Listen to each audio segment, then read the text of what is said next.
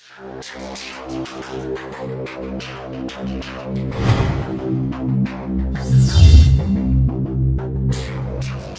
United States has suffered the indignity of invasion only rarely in its history. During the War of 1812, British troops overran Washington, D.C. and actually set fire to the White House. But for more than a century, no one else dared to trespass until the morning of December 7th, 1941. In the end, Japan paid dearly for its ambition, and American armed forces avenged their shame at being caught unawares. With the end of World War II, the Soviet Union emerged as America's most threatening adversary. The Soviet detonation of an atomic bomb in 1949 and the sheer size of its armed forces kept the United States military in a perennial state of alert. In July of 1952, during the administration of Harry Truman, Washington, D.C. appeared to be the target of airborne intruders. But the prowlers weren't Soviet fighter planes. They seemed to be UFOs. Perhaps the most important sighting of all time was the so-called Washington merry-go-round. On two weekends in 1952, July 19 and 20, and July 26 and 27, UFOs were tracked by radar and seen by numerous individuals over Washington, D.C. and its environs. People at Andrews Air Force Base and at Washington National Airport went outside and could actually see objects in the sky that matched positions of blips on the radar scopes. And the net result of it was, for a couple days there, UFOs seemed to have had their way over the skies of Washington. On the third day of the sightings, as operators tracked the mysterious signals, curiosity suddenly turned to panic. The objects were heading toward the prohibited airspace over the Capitol and the White House itself. The Pentagon ordered jets from an airbase in Delaware to intercept the intruders. Al Chop was the Air Force's civilian spokesman on UFO issues. He was called to the radar room at Washington National as the dramatic incident unfolded. We were observing about 4 or 5 known flights and about 12 to 14 UFOs. And we saw the flight coming in from Delaware. We could see them on the radar scope, and the moment they came on the scope, all the UFOs disappeared. The fighter planes patrolled the empty skies for some 20 minutes, but there was nothing to intercept. However, when the jets returned to base, the UFOs promptly reappeared on radar. And then when they came back, after the interceptors left, the fact that they immediately came back on the scope, I was very apprehensive. Again, jets were sent aloft. One pilot reported seeing the UFOs, which he described as blue and white lights. Then he reported that they were closing in. We could also see them on the radar scope, and we could see his return and the unknowns grouping around him. And he said, "They're all around me." And then he said later on, "What shall I do?" Well, what could we tell him? After a few minutes, the UFOs pulled back and then disappeared. The standoff was over. However, the extended episode had stunned the nation. That sighting has never been adequately explained. Because it happened in Washington, D.C., it alerted everybody right on up to the President of the United States and caused a national press conference by the Chief of Intelligence of the Air Force to try to calm everybody down. We have received and analyzed between 1,000 and 2,000 reports that have come to us from all kinds of sources. Of this great mass of reports, we have, as of date, come to only one firm conclusion, and that is that it does not contain any pattern of purpose or of consistency that we can relate to any conceivable threat to the United States.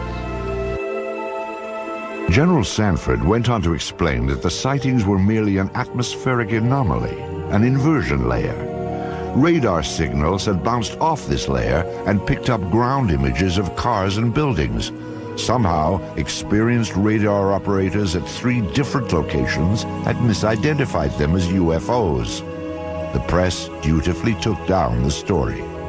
They bought the explanations. It was still standard practice, and it was for many years, to accept whatever the government said about flying saucers, no matter how foolish it was when you looked at it carefully. The people at Washington National Airport and at Andrews were expert radar people and personnel. They had been there for many, many years and could easily differentiate between ground clutter and true metallic objects. I mean, if they couldn't, they shouldn't have been radar operators. The senior radar air traffic controller at Washington National Airport, Harry Barnes, wrote his own account of the so-called Washington merry-go-round.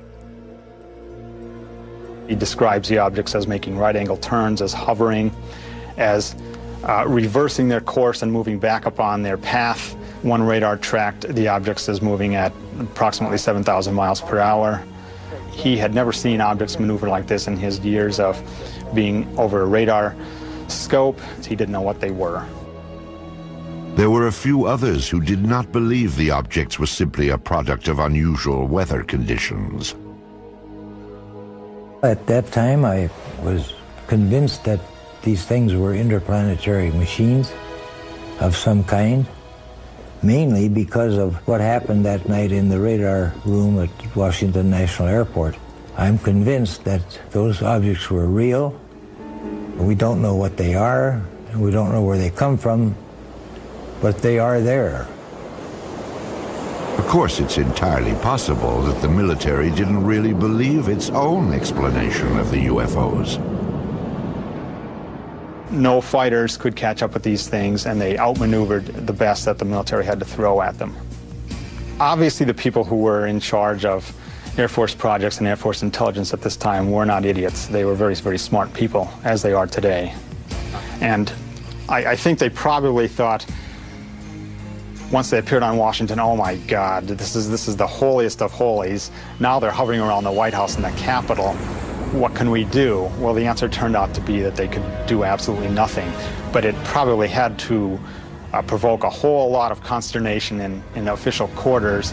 But I can't believe that they wouldn't have been interested in, at some level, trying to find out what is going on. It's a national defense concern. There was a technical report that said it's the most classified subject in the United States, even more so than the H-bomb. That's going pretty far. That's taking it very seriously.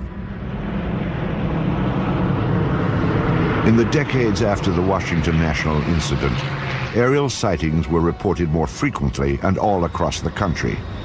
Some episodes were even recorded on tape.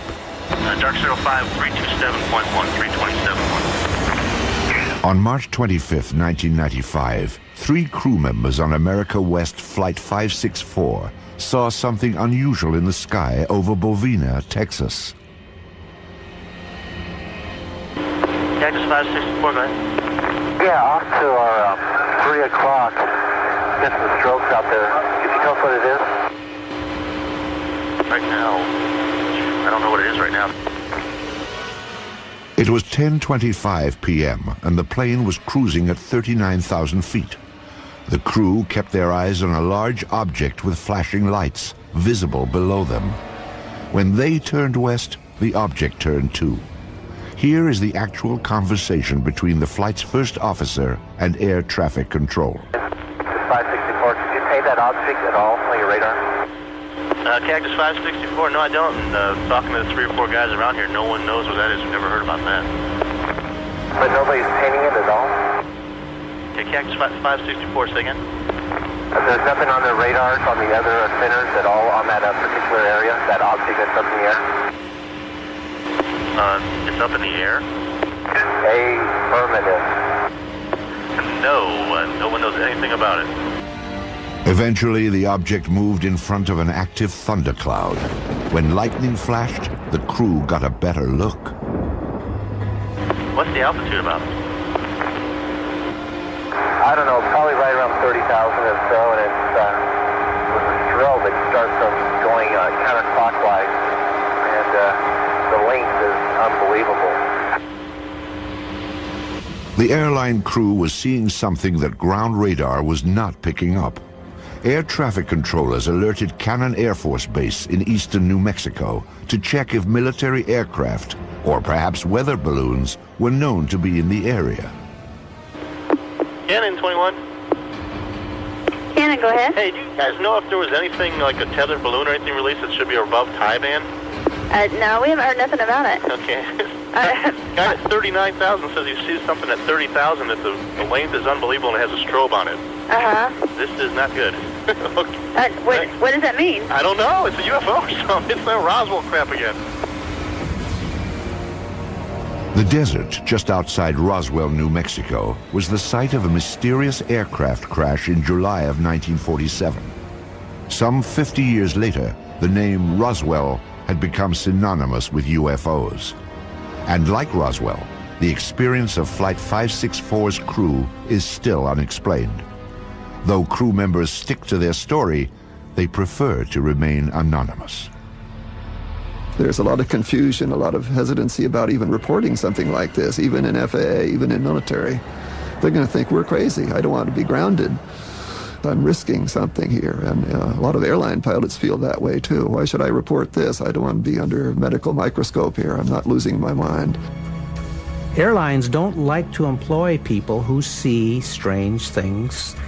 If you have a reputation in your company or your Air Force squadron as being the guy who saw the UFO from your F-18, I'm not sure I want to fly wing with him, you see. It's a subtle thing. Again, it goes back to denial.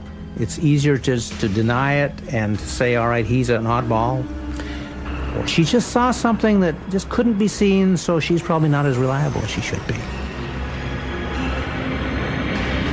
The fear of ridicule or retribution has kept many UFO eyewitnesses silent. Still, some do step forward, at times with extraordinary revelations.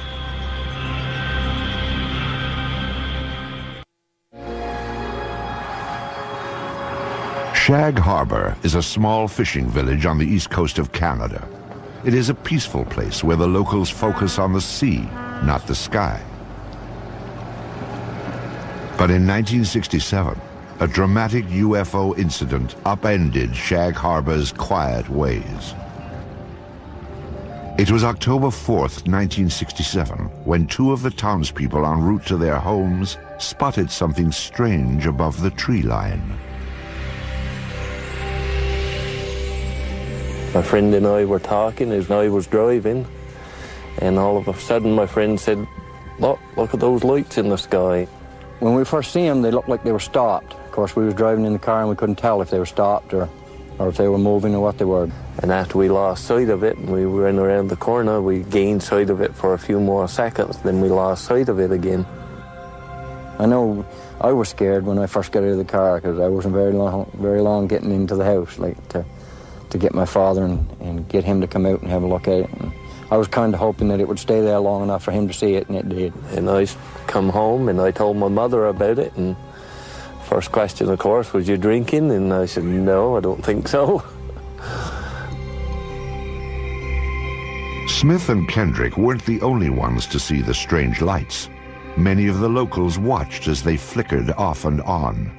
Suddenly, the luminous object turned on its side and plummeted into the harbor waters. Eyewitnesses rushed to notify the Royal Canadian Mounted Police, or RCMP. The people who initially arrived on the scene, the civilians who were called in to aid the RCMP, concerns were for survivors. Most people saw this thing occur from a distance, and it was initially thought that perhaps it was an airplane crash. But what the eyewitnesses saw, or in this case what RCMP officers saw when they arrived on the scene, I mean, there were at least 3 officers on the shoreline that at least saw a pale yellow light moving on the water. They all felt that it was something quite unusual. The RCMP officers were not alone in observing the mysterious object. They were surrounded by a small gathering of spectators. And we all seen it, the police seen it, and everybody was, I guess, startled by it, and nobody None of the people that were there had ever seen anything like it before. And I know I hadn't. The witnesses stood and stared, mesmerized by the strange light on the water. Then, just as suddenly as it had appeared, the light vanished. A Coast Guard cutter was summoned, but local fishermen, already on board their vessels, headed for the spot where the light had last been seen. They were looking for survivors, but the only clue that anything had happened that night was a thick layer of an unknown substance. There was a great bubbly foam, and it was yellow, nothing I had ever seen before.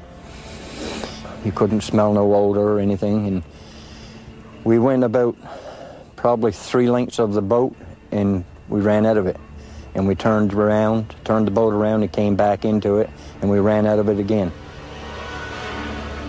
The foam, like the lights, eventually disappeared. When it was obvious there was no further sign of distress, the search ended for the evening. By the following morning, the RCMP had already made contact with nearby military bases. They were hoping to find a reasonable explanation for what they'd seen. There was none. This left the small town of Shag Harbor to become big news. It's a headline story throughout the North American press and beyond. And in that, it was said quite clearly, there were statements made by personnel at Canadian Forces headquarters in Ottawa saying that, yes, indeed, we are searching for the crash of what we believe to be an unidentified flying object. This is one of those rare cases where something indeed real has gone into the water, and it's not an aircraft, and it's not space junk. This was an official statement. Canadian Armed Forces clearly stated that the object was officially a UFO. But the question of where it went after hitting the water was still a mystery. Canada's Department of National Defence was determined to find out. Military authorities ordered an underwater search.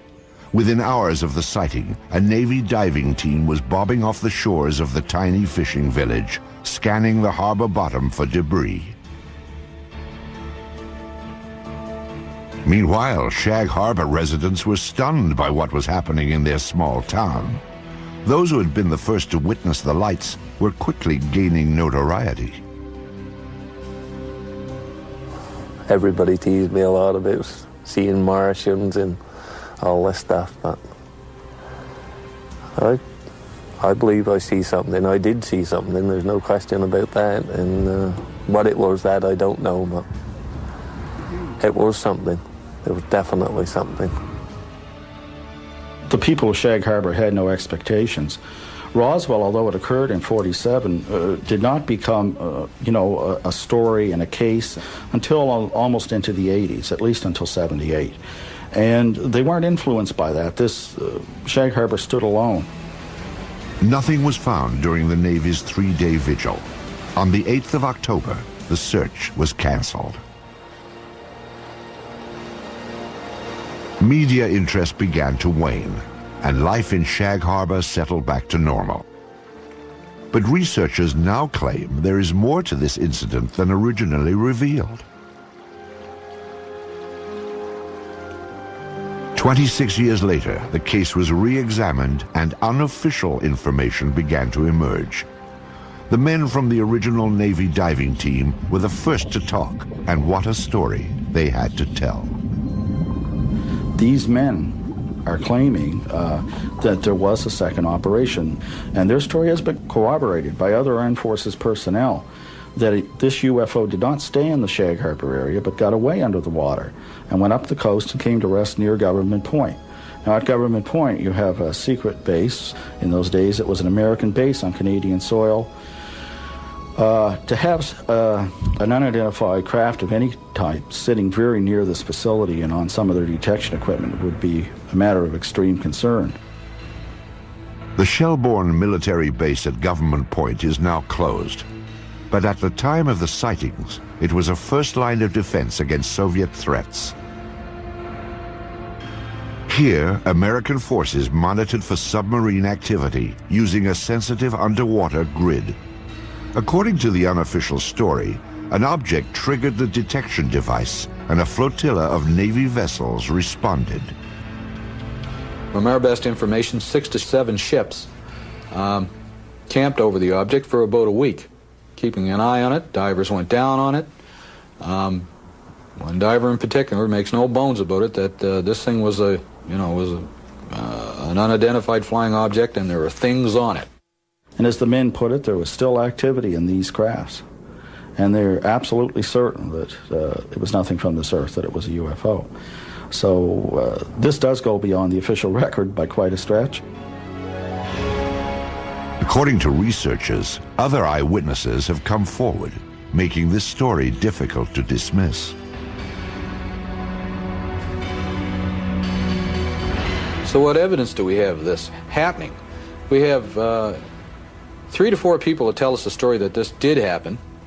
We've got the integrity of the witnesses, but that's, witnesses are, we don't have the smoking gun, that's for sure, but I think we probably have the gun, but we just don't have the bullets. The unofficial story may never have confirmation, but it most certainly is complete. There is a beginning, a middle, and according to investigators, a surprising end.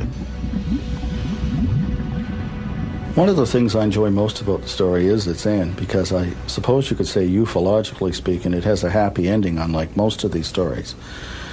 After these ships sat over this object for a week, the UFOs start moving again while still submerged under the water and move down the coast of Nova Scotia and out into the Gulf of Maine.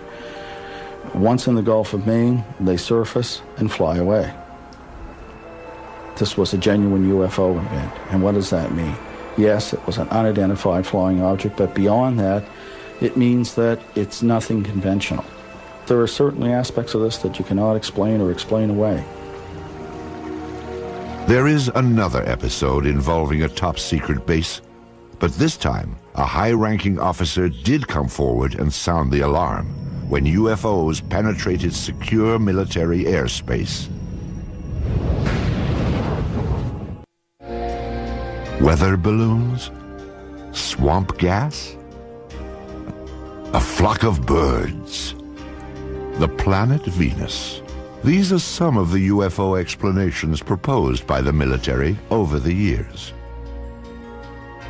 Ironically, some of the most unusual UFO episodes have been reported by military personnel, perhaps because they're trained to carefully observe their surroundings. Or maybe there is something on military bases that is of interest to UFOs. Of all these troubling accounts, few compare with the experience of 2 of the world's most technologically advanced countries, the United States and Great Britain. This was Bentwaters Air Force Base, located 140 miles north of London. The Rendlesham Forest stands just outside the base. Bentwaters is now abandoned, but before the Soviet Union broke apart, it was a hub of top-secret activity. This was a joint base, shared by both the United States Air Force and England's Royal Air Force. It was also a place that played host to some of the strangest sightings ever reported. I think the Bentwaters case is sort of a mainline, hardcore UFO case because it involves intelligent, educated people who are used to dealing with high technology. They're guarding it and securing it on their own base. They know aviation, they know weaponry. With security police who are trained to be good observers, they have to write all kinds of reports and defend what they say. And these people were puzzled, totally baffled by what they observed. During the Cold War, Bentwaters was the largest tactical fighter wing of the free world. Perhaps its most noteworthy period came in December of 1980, when both the military and the local townspeople watched a dramatic UFO episode unfold. Some say it even rivals the Roswell incident of 1947. It was a cool, clear winter night, when suddenly unfamiliar bright lights were spotted in the sky. They sort of went up and down and moved sideways. They went this way and that, and moved about. And this was fascinated. So I opened the front door and walked out into my front yard and to get a better view. And so my house was right at the end of the runway. So I stood there looking at them. I thought, it can't be aeroplanes because I'd landed in the forest. Suspicious activity around the top-secret Bentwaters Air Base was always closely monitored. That night, neighbors could tell that they were not the only ones to experience the unusual episode. I stood there for a few minutes to see what anything else would happen, and I could hear the commotion on the base. The wind was in that direction. I could hear people shouting, calling, and vehicles start up. And I wondered what the commotion was. 3 military patrolmen had also reported unfamiliar lights shining from within the forest. They requested and received permission to investigate beyond the base perimeter. As required, the 3 military police officers filed a report about what they'd seen. I went in to collect the police blotters, the activity from the previous day and previous night, and the desk started laughing when I walked in. And I knew something interesting happened, and he told me by name the 3 individuals and said they were out in the woods chasing UFOs all night, and laughed, as though he didn't believe it. The sighting became a hot topic on the base. Though it was a source of amusement at first, the incident was taken somewhat more seriously as the hours ticked by. There was concern in the powers to be, so to speak, on the base, not so much from the incident that occurred, but the ramifications and the distraction, I guess is the best way to put it. Because a lot of those security policemen were guarding some very, very important materials and had a very, very responsible job. In order to get the base back to normal, the military brass dispatched a team of their own police to investigate. They hoped to find a reasonable explanation for the strange lights.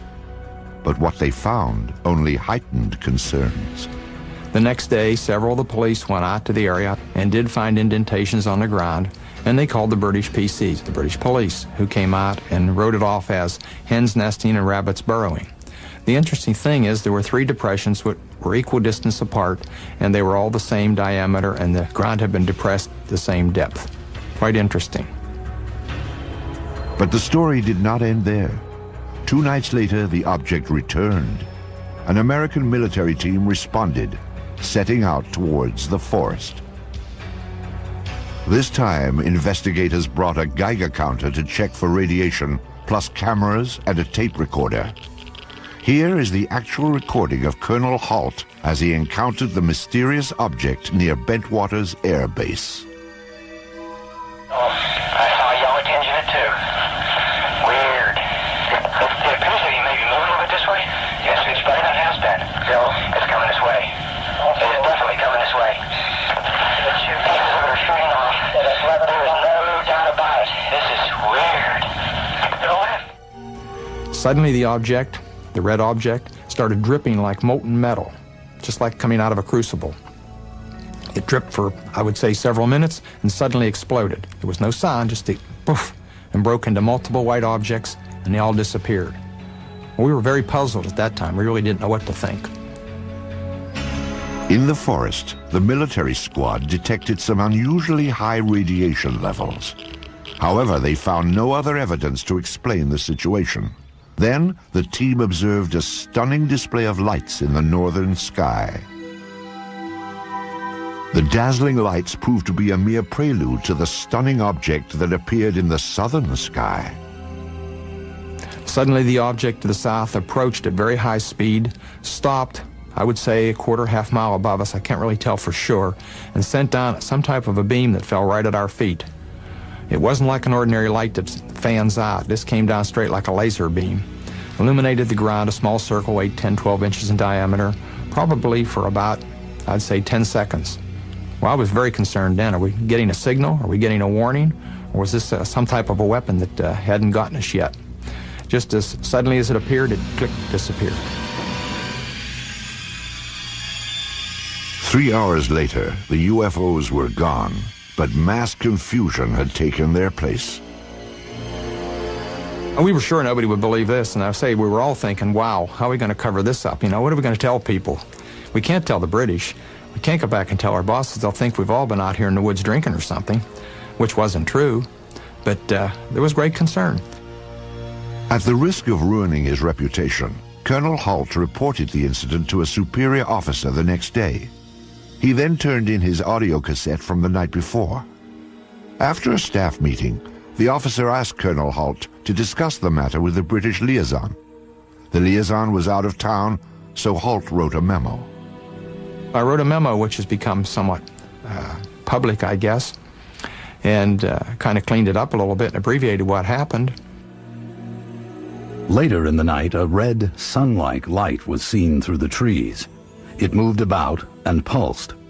At one point, it appeared to throw off glowing particles, and then broke into 5 separate white objects, and they disappeared. I expected a phone call or somebody to drop around to see me real soon. Nothing happened, and nothing happened. You know, days turned into weeks, and I kept asking, well, you know, is there any interest? And finally, it just became a non-issue. Bentwater's commanders were content to let the matter drop, or so it seemed. But subsequent events would suggest that both the British and the American military regarded the incident at Bentwaters with the utmost gravity.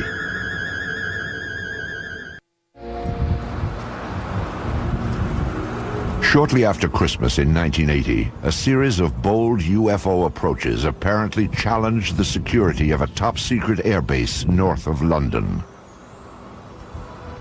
Lieutenant Colonel Charles Halt, Deputy Base Commander of the Joint American-British Outpost, was among the eyewitnesses. However, his reports to other Bentwaters officers elicited no response. Still, there is evidence that the incident was not ignored. Indeed, far from it. The local townspeople were among those who noticed a change around Bentwaters.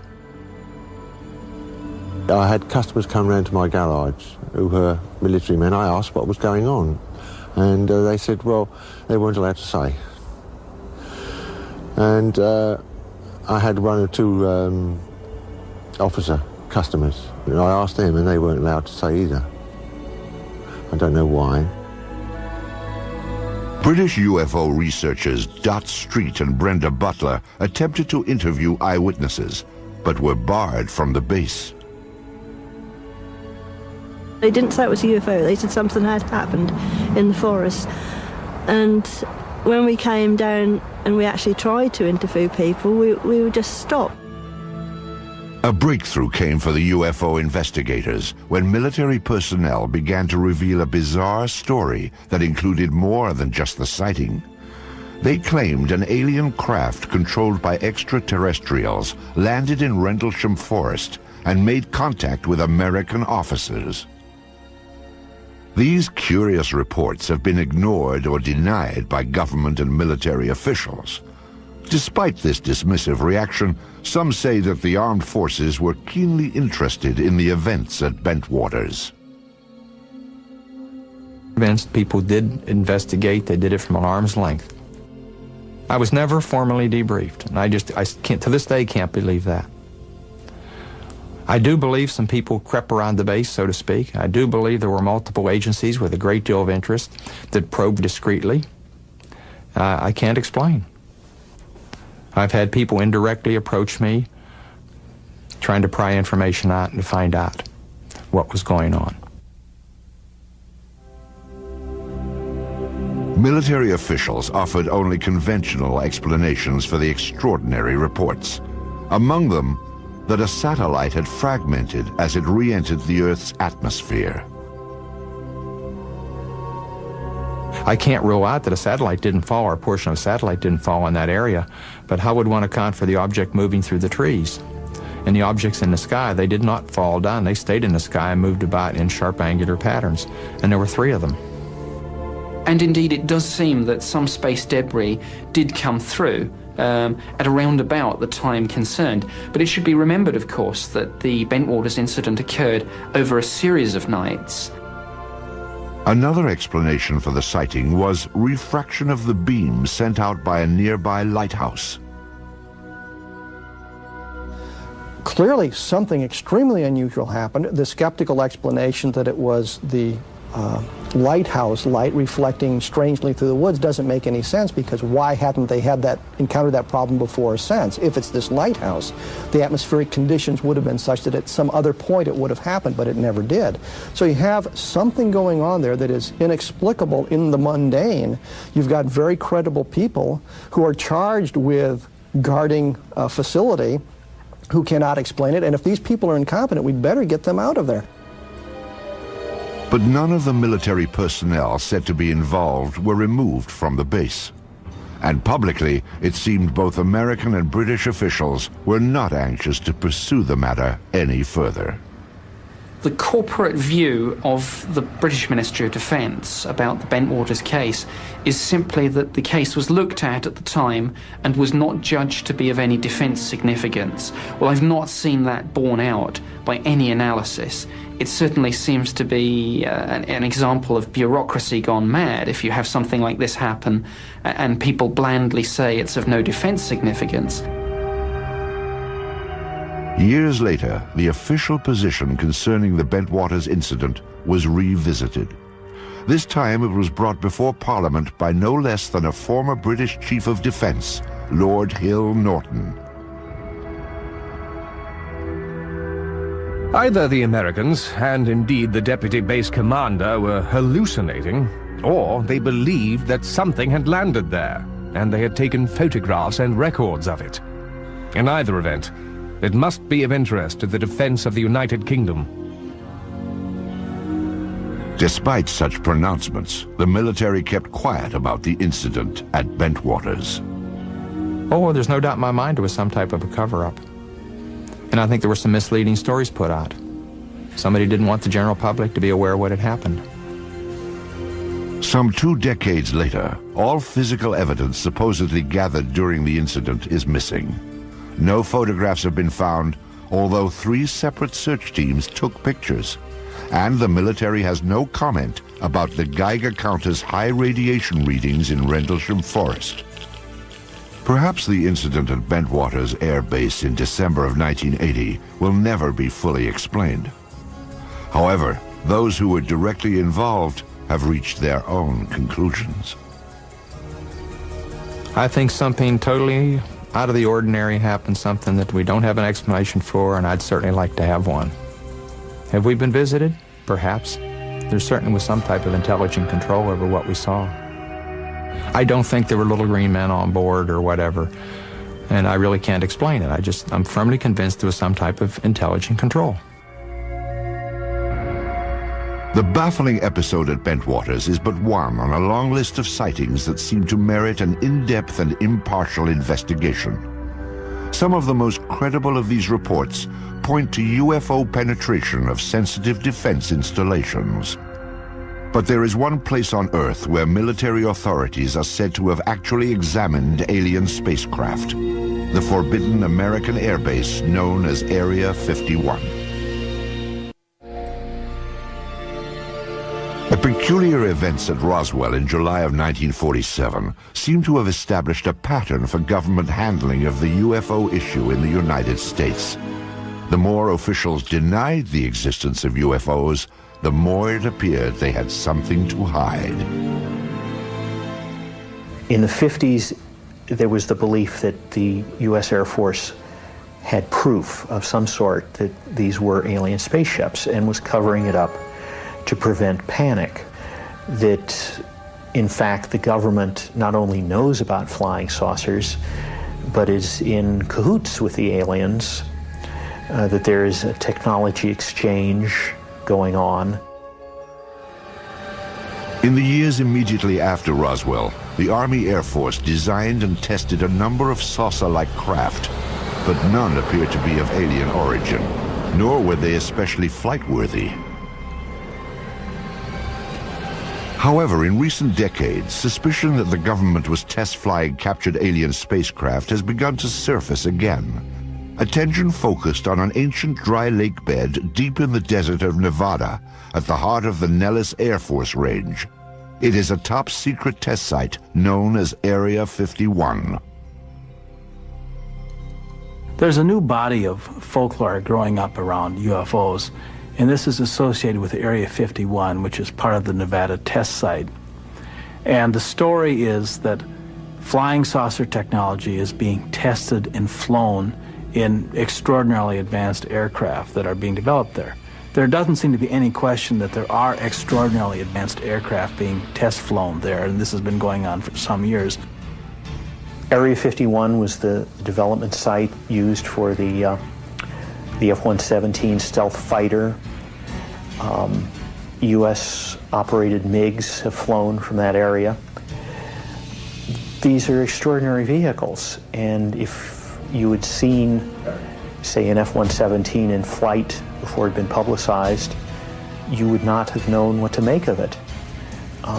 It would have been a UFO in a very real sense, an unidentified flying object. The stealth fighter is truly an incredible aircraft which few could even dream of in the 1970s.